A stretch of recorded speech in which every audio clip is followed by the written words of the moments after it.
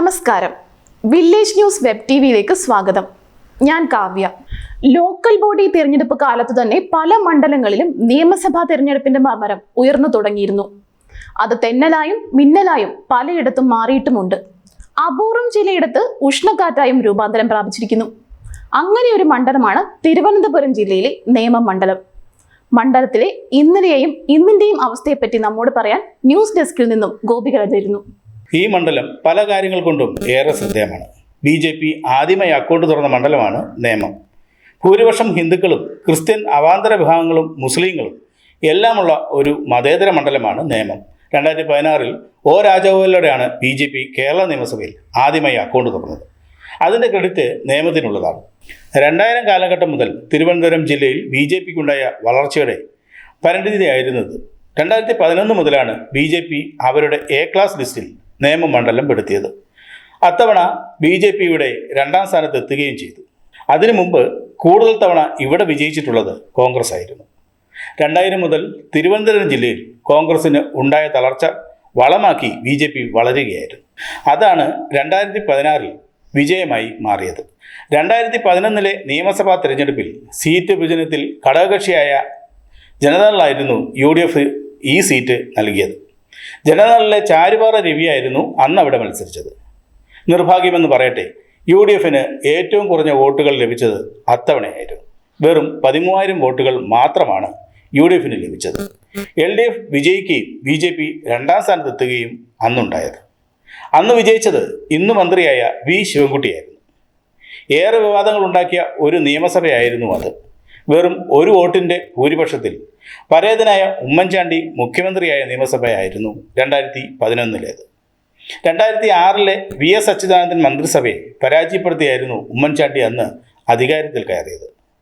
CPMലെ വിഭാഗീയതയും അതിൻ്റെ അസ്വാതന്ത്ര്യങ്ങളും ഒഴിച്ചാൽ പൊതുവെ നല്ലൊരു ഭരണകാലഘട്ടമായിരുന്നു എന്നാണ് VS മന്ത്രിസഭയെപ്പറ്റി രാഷ്ട്രീയ വിദ്യാർത്ഥികൾ വിലയിരുത്തുന്നത്. VSന്റെ തുടർഭരണം ഉണ്ടാകുമെന്നായിരുന്നു പൊതുവെ അന്നെല്ലാവരും വിശ്വസിച്ചിരുന്നത്. വിഭാഗീയത വീഴ്ത്തിയ വിള്ളലാണ് VSന് തുടർഭരണം നഷ്ടമാക്കിയതെന്നാണ് ഇന്നും വിലയിരുത്തപ്പെടുന്നത്. അതിനെ തുടർന്നാണ് കേവലം 71 MLAമാരുമായി ഉമ്മൻചാണ്ടി അധികാരത്തിലെത്തിയത്. അക്ഷരാർത്ഥത്തിൽ ജനകീയനായിരുന്ന ഉമ്മൻചാണ്ടി അധികാരമേറ്റു കഴിഞ്ഞ് വെറുതെ ഇരുന്നില്ല. ജനങ്ങളുടെ ഇടയിലേക്ക് ഇറങ്ങിയ ഉമ്മൻചാണ്ടി അതിനിടയിൽ കയ്യാലപ്പുറത്തിരിക്കുന്ന തൻ്റെ ഭരണത്തിന് സ്ഥിരത നേടാനും ശ്രമിച്ചുകൊണ്ടിരുന്നു. CPMൽ അസംതൃപ്തനായിരുന്ന നെയ്യാറ്റിങ്കര MLA UDFലേക്ക് അടർത്തിയെടുത്തത് അതിൻ്റെ ഭാഗമായിരുന്നു. LDFൽ നിന്ന് അടർത്തിയെടുത്ത ശെൽവരാജിനെ രാജിവെപ്പിക്കാനും തുടർന്ന് നെയ്യാറ്റിങ്കരയിൽ മത്സരിപ്പിച്ച് വിജയിപ്പിക്കാനും കഴിഞ്ഞത് ഉമ്മൻചാണ്ടിയുടെ വേറിട്ട കഴിവ് തന്നെയായിരുന്നു. തുടർന്നുള്ള 4 വർഷം ഉമ്മൻചാണ്ടി മന്ത്രിസഭയുടെ ഗ്രാഫ് ഉയരുകയായിരുന്നു. അന്ന് നടന്ന ഉപതെരഞ്ഞെടുപ്പുകളിലും ലോക്കൽ ബോഡി തെരഞ്ഞെടുപ്പുകളിലും എല്ലാം വിജയിച്ചുകൊണ്ടായിരുന്നു കുഞ്ഞു അത് തെളിയിച്ചത്. പിടിച്ചാൽ കിട്ടാത്ത ജനകീയതയിലേക്കായിരുന്നു ഉമ്മൻചാണ്ടിയുടെ വളർച്ച. അതിന് അറം പറ്റിയതുപോലെ ആയിരുന്നു പരേതനായ ധനകാര്യമന്ത്രി KM മാണിക്ക് മേൽ ബാർക്കോഴയുടെ വെള്ളിടി വെട്ടിയത്. കിട്ടിയ വടികൊണ്ട് പ്രതിപക്ഷം ഉമ്മൻചാണ്ടി മന്ത്രിസഭയെ നന്നായി മർദ്ദിച്ചു. LDF കേരളമാകെ പ്രക്ഷോഭ കൊടുങ്കാറ്റ് അഴിച്ചുവിട്ടു. ധനകാര്യമന്ത്രിയായിരുന്ന KM മാണിയെ ബഡ്ജറ്റ് അവതരിപ്പിക്കാൻ അനുവദിക്കില്ലെന്ന് പ്രഖ്യാപിച്ചു. ഒരു ദിവസം നിയമസഭയിൽ താമസിച്ചുകൊണ്ടായിരുന്നു പ്രതിപക്ഷ MLAമാർ അതിന് തയ്യാറായത്. ആ ബഡ്ജറ്റ് അവതരണ ദിവസമായിരുന്നു ഇന്ത്യയിലെ നിയമസഭകൾക്കെല്ലാം അപമാനം സമ്മാനിച്ച സംഭവങ്ങൾ കേരള നിയമസഭയിൽ അരങ്ങേറിയത്. അന്നായിരുന്നു ഇന്ന് മന്ത്രിയായ ശിവൻകുട്ടി മുണ്ടും മടക്കി കുത്തി സ്പീക്കറുടെ ഡയസിൽ കയറി താണ്ഡവമാടിയത്. ഇന്നും സുപ്രീം കോടതിയിൽ ആ കേസ് തീർന്നിട്ടില്ല. പണ്ടേ ദുർബല പോരേൽ ഗർഭിണി എന്ന് പറഞ്ഞതുപോലെ ആയിരുന്നു ഉമ്മൻചാണ്ടി മന്ത്രിസഭയുടെ വിധി. ആരോപണത്തിൽ തളർന്നിരിക്കുമ്പോഴായിരുന്നു കേരളമാകെ ദുർഗന്ധം പരത്തിയ സോളാർ വിവാദം ഉയർന്നത്. ഉമ്മൻചാണ്ടി അടക്കം UDFലെ പല നേതാക്കളും ഈ ആരോപണത്തിൽപ്പെട്ടു. 2016 തെരഞ്ഞെടുപ്പിൽ UDF നിലംപൊത്തി. എന്നാൽ LDF അനുകൂല തരംഗം ഉണ്ടായിട്ടും അത്തവണ നേമത്ത് ശിവൻകുട്ടി പരാജയപ്പെട്ടു. നിയമസഭാ മര്യാദകളുടെ മാറുകീറിയുള്ള ശിവൻകുട്ടിയുടെ പ്രകടനമായിരുന്നു ആ പരാജയത്തിന് കാരണമെന്നാണ് ഇന്നും വിലയിരുത്തപ്പെടുന്നത്. എന്നാൽ വിജയിച്ചത് UDF ആയിരുന്നില്ല, BJP ആയിരുന്നു. BJPയുടെ ആദ്യ പ്രതിനിധിയായി ഒ രാജഗോപാൽ നിയമസഭയിലെത്തി. അത്തവണ UDF സ്ഥാനാർത്ഥിയായി മത്സരിച്ചത് ജനതാദളിലെ മുൻ മന്ത്രിയായ സുരേന്ദ്രൻ പിള്ളയായിരുന്നു. അദ്ദേഹത്തിന് കിട്ടിയതോ വെറും 16,000 വോട്ട്. കോൺഗ്രസ് BJPക്ക് വോട്ട് മറിച്ചതുകൊണ്ടാണ് രാജഗോപാൽ ജയിച്ചതെന്ന ആരോപണം ഒരു കൊടുങ്കാറ്റ് പോലെ LDF ഉയർത്തി. ഇതിന് തടയിടാനായിരുന്നു 2021 മുതിർന്ന നേതാവും ക്രൗഡ് പുള്ളറുമായ കെ മുരളീധരനെ തന്നെ UDF രംഗത്തിറക്കിയത്. അത്തവണയും LDF സ്ഥാനാർത്ഥി ശിവൻകുട്ടി തന്നെയായിരുന്നുവെങ്കിലും BJPയിൽ നിന്നും മത്സരിച്ചത് കുമ്മനം രാജശേഖരനായിരുന്നു. പക്ഷേ പ്രതീക്ഷിച്ചത് ഒന്നും സംഭവിച്ചില്ല. മുരളീധരന് 30,000-ന് മേൽ വോട്ടുകൾ നേടാൻ കഴിഞ്ഞെന്നൊഴിച്ചാൽ വിജയിക്കാനായില്ല. കുമ്മനം രാജശേഖരനെ 2ാം സ്ഥാനത്താക്കി മന്ത്രി ശിവൻകുട്ടി വിജയിച്ചു. ഈ പ്രതലത്തിൽ നിന്നാണ് മുന്നണികൾ ഇത്തവണ മത്സരത്തിനിറങ്ങുന്നത്. മന്ത്രി ശിവൻകുട്ടി 2 വർഷം മുൻപ് തന്നെ തെരഞ്ഞെടുപ്പ് ഒരുക്കങ്ങൾ തുടങ്ങിക്കഴിഞ്ഞിരിക്കുന്നു.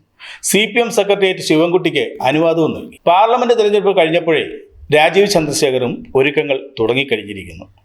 താനായിരിക്കും നേമത്തെ സ്ഥാനാർത്ഥി എന്ന പ്രഖ്യാപനവും ഇപ്പോൾ നടത്തിയിരിക്കുന്നു. പാർലമെന്റ് തെരഞ്ഞെടുപ്പിൽ മണ്ഡലത്തിലെ ഭൂരിപക്ഷം വാർഡുകളും കോർപ്പറേഷൻ തെരഞ്ഞെടുപ്പിൽ 26-ൽ 24 വാർഡുകളും നേടിയ ആത്മവിശ്വാസത്തിൽ വിജയിക്കാനാകുമെന്ന് ഉറപ്പിലാണ് രാജീവ് ചന്ദ്രശേഖർ. മന്ത്രിയായുള്ള 5 വർഷത്തെ പ്രകടനം മൂലധനമാക്കി വിജയിക്കാൻ കഴിയുമെന്ന് ഉറപ്പിലാണ് ശിവൻകുട്ടി. ഈ 2 ശക്തരെയാണ് UDF നേരിടേണ്ടത്. അതാണ് അവരെ വലയ്ക്കുന്നത്. കഴിഞ്ഞ തവണ കെ മുരളീധരനെ സ്ഥാനാർത്ഥിയാക്കിയിട്ടും UDFന് വിജയിക്കാനായില്ല. ഇത്തവണ ഭരണവിരുദ്ധ വികാരം ഉണ്ടെങ്കിലും എന്താകും ഫലമെന്ന് ഒരു നിശ്ചയവുമില്ല. മുരളീധരനേക്കാൾ ശക്തരായ ആരെയും സ്ഥാനാർത്ഥിയെ രംഗത്തിറക്കാൻ ഇപ്പോൾ UDFന്റെ പക്കലുമില്ല. മുരളീധരൻ രംഗത്തിറങ്ങുകയുമില്ല. മുരളീധരൻ മാത്രമല്ല, ചാവേറാകാൻ തങ്ങളില്ല എന്നാണ് കോൺഗ്രസിന്റെ മുൻനിര നേതാക്കൾ എല്ലാവരുടെയും നിലപാട്.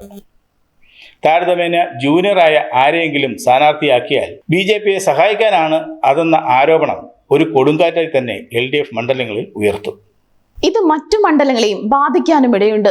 ഇതാണ് UDFനെ ഊരാക്കുടുക്കിലാക്കിയിരിക്കുന്നത്. എന്താണെങ്കിലും കേരളത്തിലെ ഏറ്റവും കടുത്ത മത്സരം നടക്കുന്ന മണ്ഡലമായിരിക്കും നേമമെന്ന് ആർക്കും ഉറപ്പിച്ചു പറയാൻ കഴിയും. കൂടുതൽ വാർത്തകൾക്കും വിശേഷങ്ങൾക്കുമായി village news web TV subscribe ചെയ്യുക, ലൈക്ക് ചെയ്യുക, ഒപ്പം കമന്റ് ആൻഡ് ഷെയർ കൂടി ചെയ്യുക.